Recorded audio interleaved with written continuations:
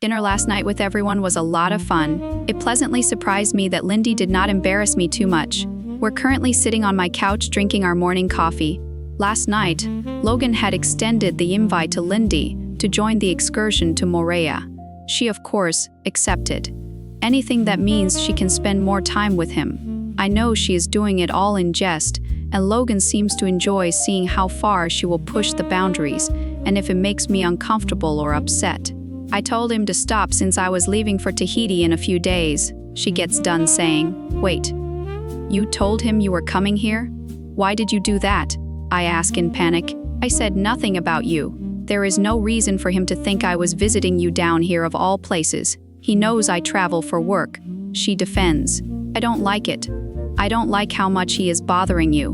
Why don't you get a restraining order against him? He deserves it at this point. He should know you well enough to know you will not give my location away." I say in annoyance. Not towards Lindy, but towards Jeremy. I was thinking about it. Once I'm back home again, if he starts it back up, I will. And no fear, I would never tell him or anyone where you are if you didn't want them to know. Doesn't even need to be said. I offer her a smile.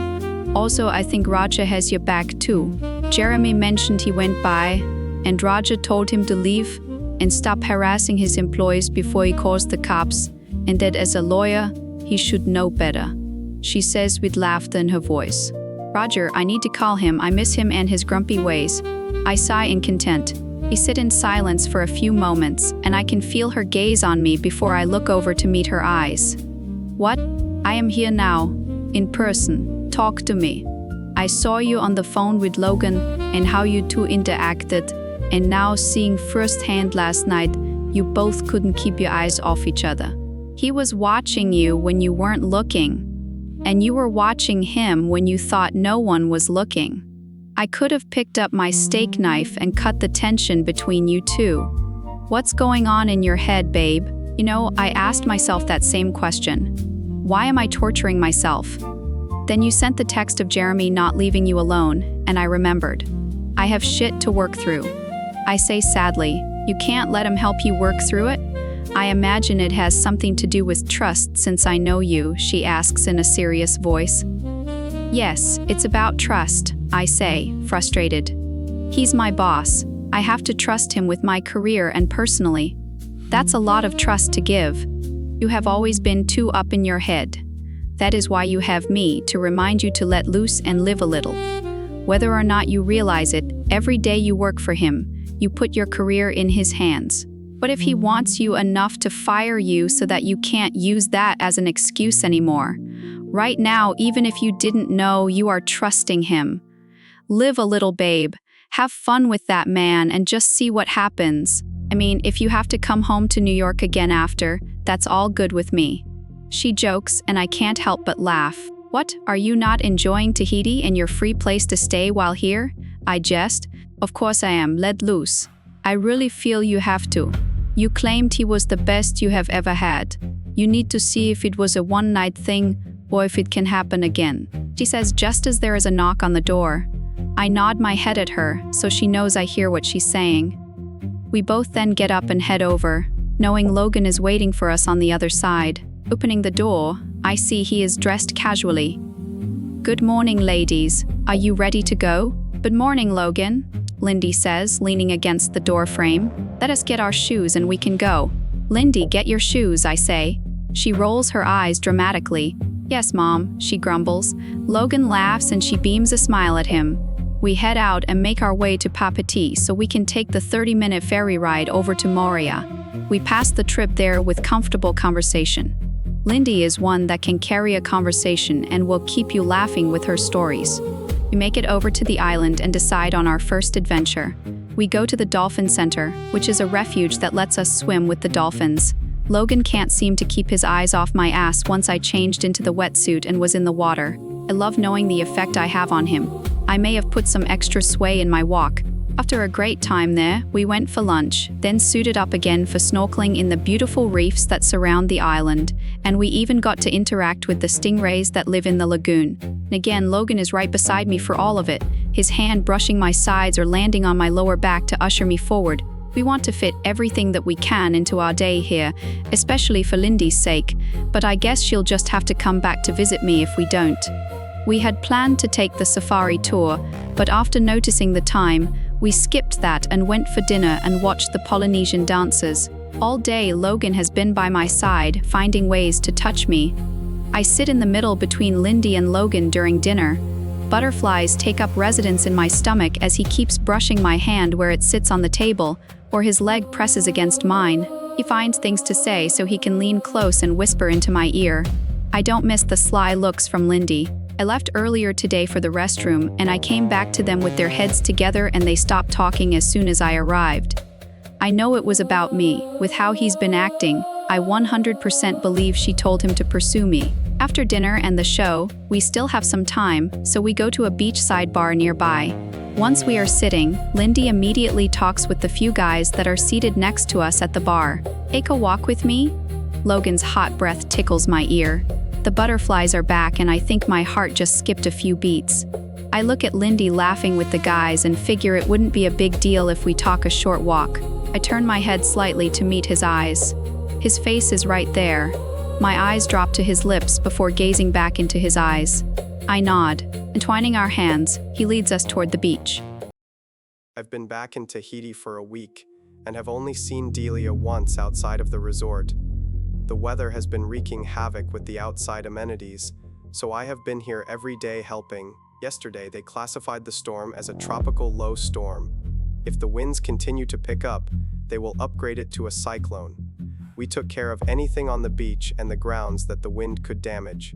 With the entire island on alert, most outdoor tourist attractions have been shut down. Delia has done a great job with trying to host events at the resort to keep the guests entertained. She brought in a local band to play one evening. She got the chefs on board to do an easy cooking class with local foods. This weekend, she has a game show-style game for the guests.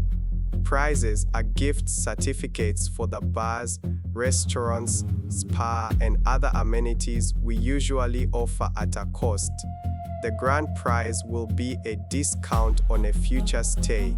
She is smart and quick on her feet. Easily. One of my best decisions was to take Roger's advice and hire her. Cece has taken up a room here at the resort since she lives further than Delia and I do. I can see that it puts Delia at ease. First, by knowing her friend is not out driving in this weather, and second, to know if something takes a turn, someone is already here with the guests. This evening, when we are both getting ready to leave, I offer her a ride. I noticed she walks, but with this weather, I'm not sure if she continues to, or if she has been taking a taxi. Our ride back is in a comfortable silence. Holding the door open for her once we arrive, I follow her to the elevator, watching her twist her hands nervously. "If you have not had dinner yet, would you care to join me tonight?" I ask her. "Sure, I'll clean up and change, then head over, or will you need more time?" she asks in a soft voice. "That should work out perfectly." I hesitated as I watched her walk to her door. "I'll see you soon," she nods as she enters. Once in my condo, I glance around. I don't have to worry about tidying up. I head straight for my shower, wanting to be ready when she arrives shortly. After changing into jeans and a t-shirt, I stroll into the kitchen and begin pulling out an array of ingredients. Thankfully, I had food delivered the other day. Surveying what's in front of me, I rack my brain for something I can make with it all. A tap at my door alerts me. She's already here. Shit, I don't know what I'm making yet. I walk to the door and step back to let her in. My eyes take in the t-shirt she also changed into, and the jean capris that hug the curve I appreciate as she walks past me. "Welcome, come on in. Would you like a drink? I have wine, beer, or water." Looking over her shoulder, she offers a small smile. "Wine sounds great, thank you." My hand rests on her back as I move us toward the kitchen. She stops when she sees all the food out on the kitchen island. A laugh peels out of her. "Do you know how to cook, Logan? Or are we just grazing on everything that is laid out here?" I feel my cheeks heat at her comment. as I rubbed the back of my neck. I had just laid everything out when you knocked. I was trying to see what I could make. She walks around, taking stock of what there is. We could do a stir fry. You have the veggies and meat for it. Do you have rice? If you don't, I do. I walk to the pantry and find the bag of rice, snagging it off the shelf before I bring it out. He sorts out the items we will use and we put the rest away. Watching her walk back into the pantry, she brings out some random items. I look at her inquisitively. For a sauce, she says. I take it you cook? I ask as she tells me what vegetables to cut up while she slices the beef. I have always enjoyed cooking. There was not much of a chance back in the States for me to cook as much as I would have liked. Since being here, though, that's a different story. I have enjoyed trying to make something new each night, she says. I have to be honest with you. I'm glad you know what you are doing, because I don't. I have never had to cook a proper meal. Growing up, we had a chef. In college, we ate out, and with the hours I work now, I order dinner at the office most nights. I tell her, seeing the sad but understanding look she gives me. Conversation flows easily. We get along great, lots of laughs. Once sitting down eating, we talk about our worst dates. It embarrassed me for her. This was our second date, and here she is drunk already, and declaring her love for me. Everyone in the restaurant was watching. You bet I was quick to get her in a cab and block her number. Now anytime Brent tries to set me up, I remind him of her. I tell her my worst date, and a shudder runs through me thinking of that night and Cynthia. Delia's eyes spark with amusement as a smile plays on her mouth, trying not to laugh. Well, mine was with a guy from one of my business classes in college. He was very persistent, so finally I gave in and we went on a coffee date, in which he spilled not one, but 2 cups of coffee on me. The first cup was almost gone when he accidentally knocked it over while talking with his hands. The second, though, was full when that spilled across the table to soak my lap. She tells me, shaking her head throughout the story. I cannot contain my laughter. I had a class after that date that I had to skip so I could go back to my dorm and change. My dorm was 2 blocks away. I got plenty of looks during that walk with drenched pants. The loud blaring sound startles us both. She catches her wine glass before it spills, looking up at me with wide eyes and a small laugh spilling from her lips. Close one. At least I would only have 20 steps to go home this time, she says, having us both laugh as I go retrieve my phone from the living room coffee table. Shit, I mutter upon seeing the alert. What's wrong? Delia asks with apprehensive eyes. They upgraded the storm to a cyclone. Everyone is advised to remain indoors. Crap, she says as she looks around. My phone is back at my place. I need to call Cece and check in with her, make sure she knows. I can come back and help you clean up. No, I can take care of all of this. You go check with the resort. Thank you for dinner. I had a great evening with you, I say, walking her to the door. I wake up to the sound of rain battering my window and the wind whipping. Through blurry eyes, I see the red numbers on my clock reading 6:30. Ugh. I plop my head back down on my pillow. After struggling for about 15 minutes to get back to sleep, I give up. I drag myself into the kitchen and start a pot of coffee. I feel like a zombie as I stand here and stare out the window, listening to the wind and the coffee machine. Sitting down with my first cup, my mind wanders to Logan and what he will be up to today. After putting around the condo for a few hours and having already bugged both Cece and Julian, I make breakfast. I whip up some French toast and bacon and put together a fruit salad. Staring at all the food I just made, I know I made too much for just me. Chewing my lip nervously, I glance at the door. Deciding, I go into my room and change into a t-shirt and comfy shorts. I pad across the hall to Logan's door. I hesitate with my hand raised before I knock. After a moment of nothing, I knock a little louder. This time, I hear movement on the other side.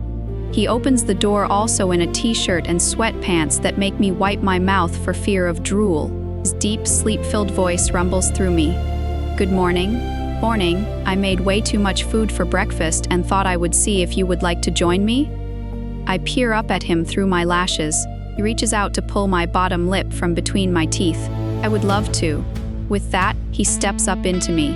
I stand there staring at him, willing him to lean down and kiss, but hoping he doesn't.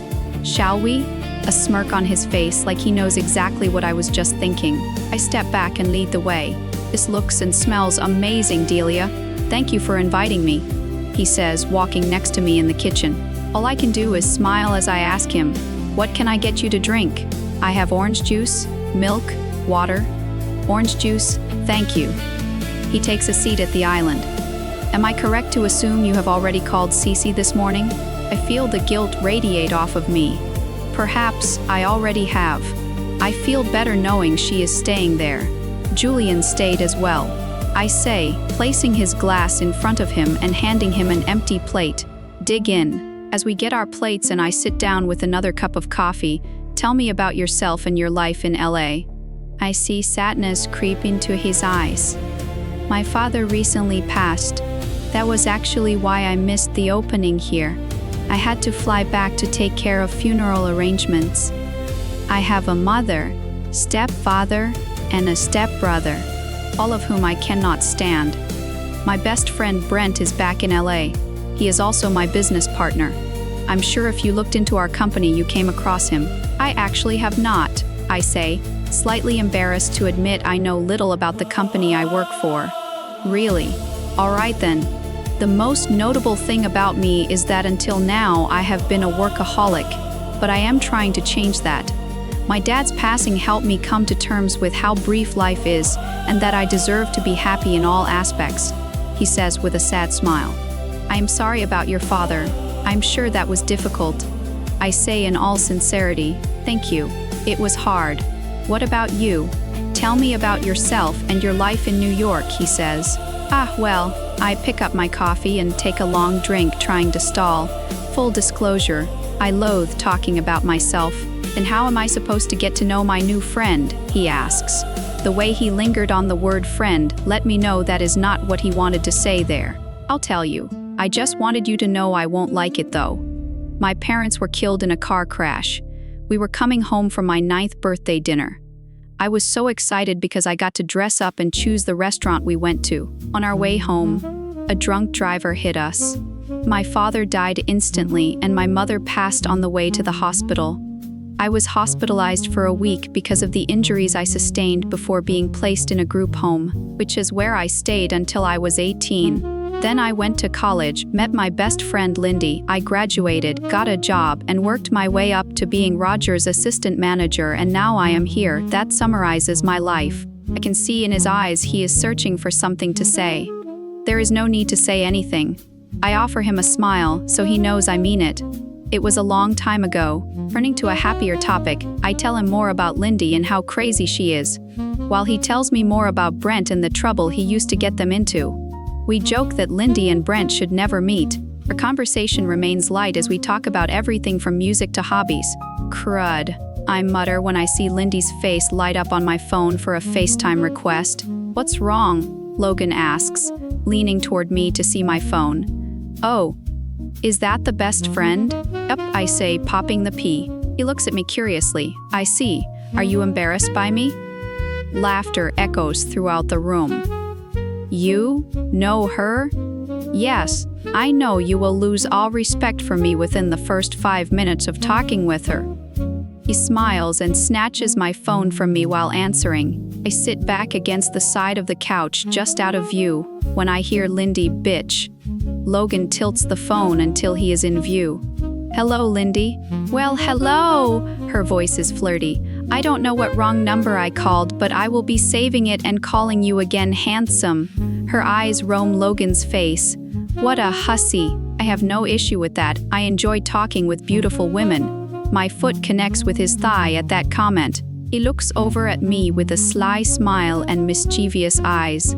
Although the beautiful woman next to me doesn't seem to like that idea, What's wrong, friend? The way he says friend again, as if to taunt me. I can see the recognition in Lindy's eyes.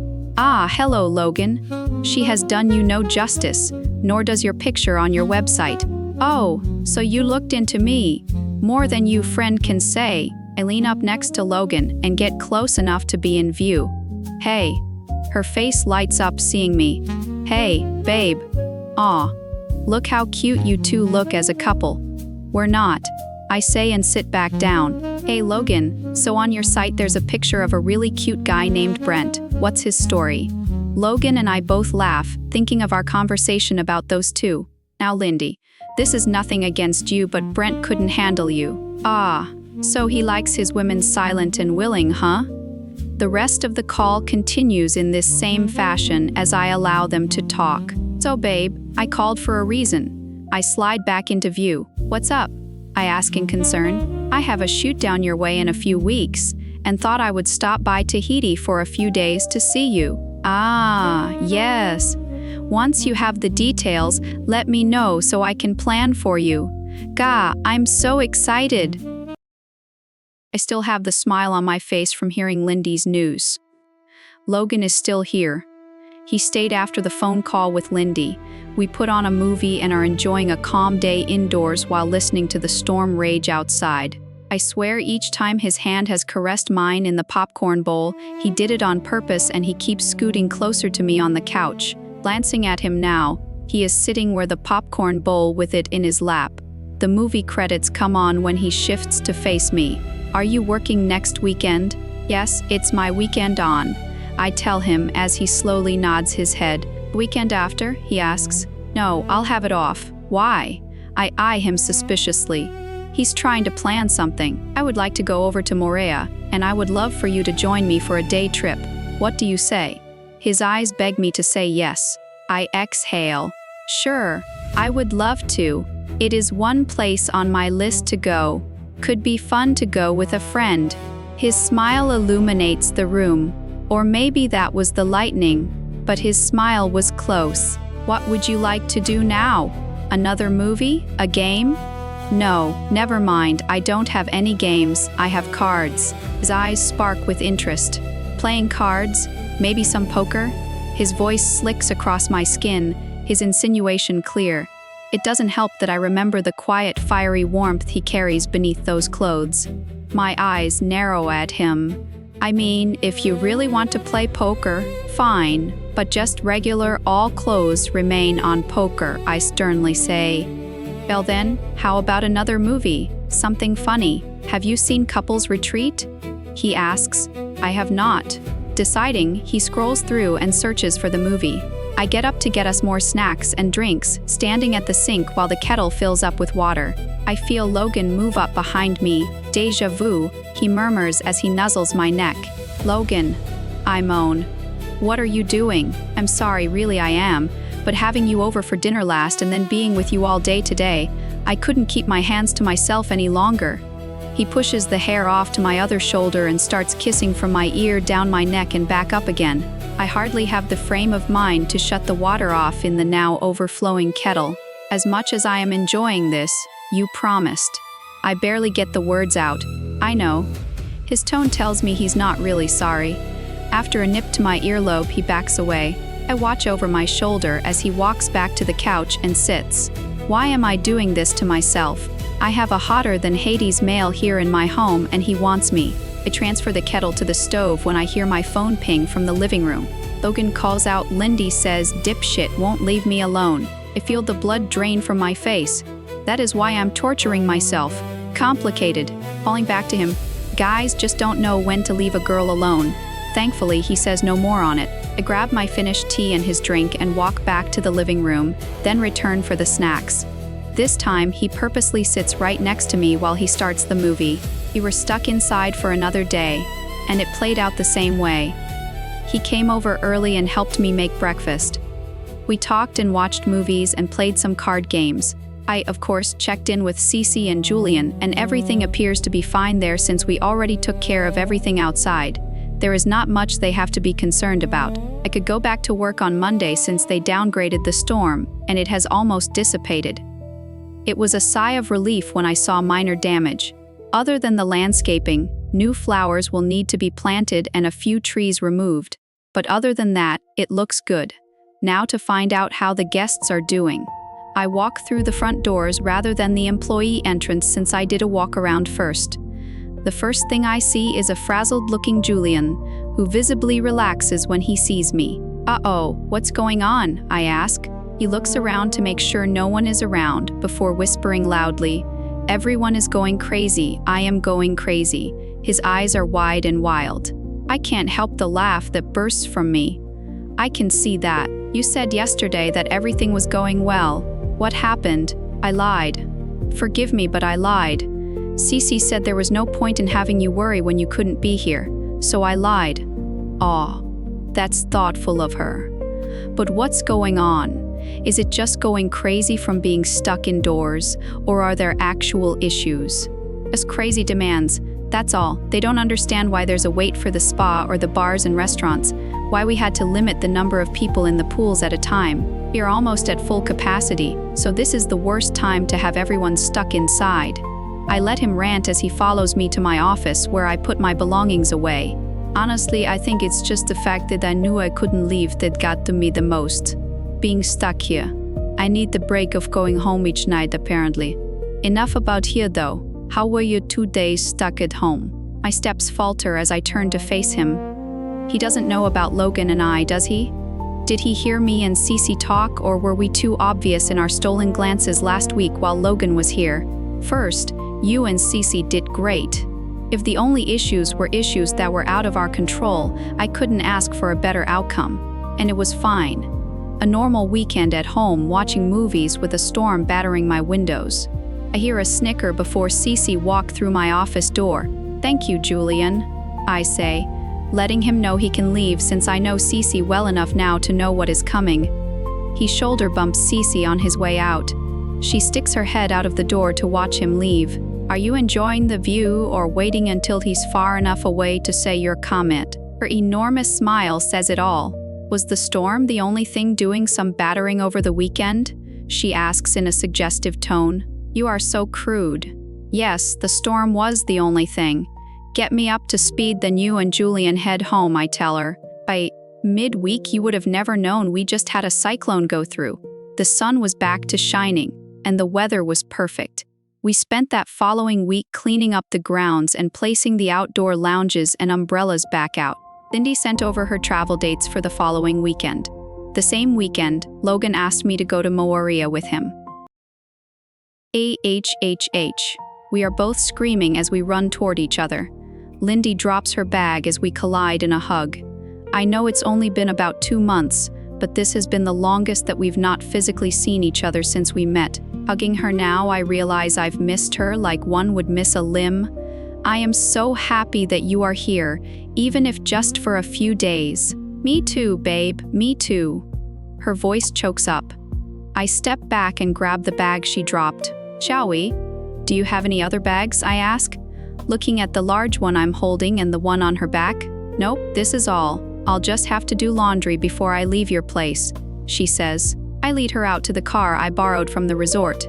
"Nice ride," she says. Yes, I am abusing my powers as manager and using the resort's car for personal use. I joke as she's getting in. "Oh, I bet your boss had no problem with it. Don't start, please." "Oh, come on. I saw his picture and him during FaceTime. Why do you think I'm here?" "Not for you, babe, but I want to see him up and personal." She jokes. "Stay away from him." I warn her as her laughter fills the car. Short while later as I pull up to the resort, "Wow, look at this." As we walk in, she looks around. "This is great, Delia, really nice. I've been to a lot of hotels and resorts, as you know, but this place is great. I want a picture with those monkeys before I leave." Her eyes light up when she sees Julian at the check-in desk and starts beelining it toward him. She can't help herself around handsome men. Julian has dark brown hair, a strong jawline, and sparkling hazel eyes. He offers us a warm smile as we near him. "Hi, Julian. I forgot my phone in my office, so just stop for it real quick," I say as I walk around the desk toward the employee hall. But Landy slows down in front of Julian. "Hi, handsome. I'm Lindy," her voice purrs. Julian peeks at me with questioning eyes. I shrug my shoulders as I pause for Lindy. Lindy, I say in warning. I always feel like the only adult when I'm around her, needing to remind her of her behavior. What? She asks in exasperation. I just give her a hard stare. He is one of my employees. Behave. Lindy turns her attention back to Julian. I'm the best friend, only here for 2 nights. Do you work tonight? Want to get dinner? Wait, are you guys friends? She darts her eyes back to me, questioning if it's okay to invite him for dinner. Yes, I consider Julian my friend, but he is working tonight. It's Cece's weekend off. Right? I ask him. Yes, I'm stuck here while you and Cece are off this weekend. He sighs dramatically. Well, that is a shame. Should we invite Cece over for dinner then? Or maybe we can come back here and all have dinner together? I'm sure you're allowed a dinner break, right, Julian? Or is your boss a tyrant and doesn't allow that? She asks with a sickly sweet smile towards me. Aha, yes. He gets breaks, you brat. And sure, we can make a reservation for the restaurant here. That is, if Julian even wants to join us. Seriously, Julian, no pressure. Sure sounds good to me, he says with a smile for Lindy. I don't miss the way he checks her out. I'll go grab my phone and call Cece to see if she wants to join us. I say, turning to go. Actually, she is already here. Julian says just as Cece walks out from the hall with Logan at her side. Logan stops right in front of me. Oh shit, sorry Julian, but hello again, handsome. Lindy says as she saunters to Logan, pushing me out of the way so she is right in front of him. She smiles an enormous smile at him. Better in person. She mumbles that last part.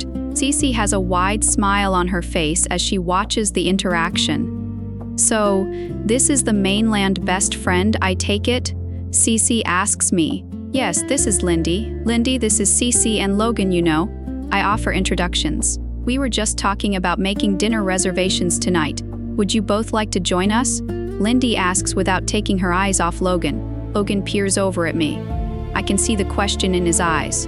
I give him a nod. A small smile plays on his lips. I would love to join you.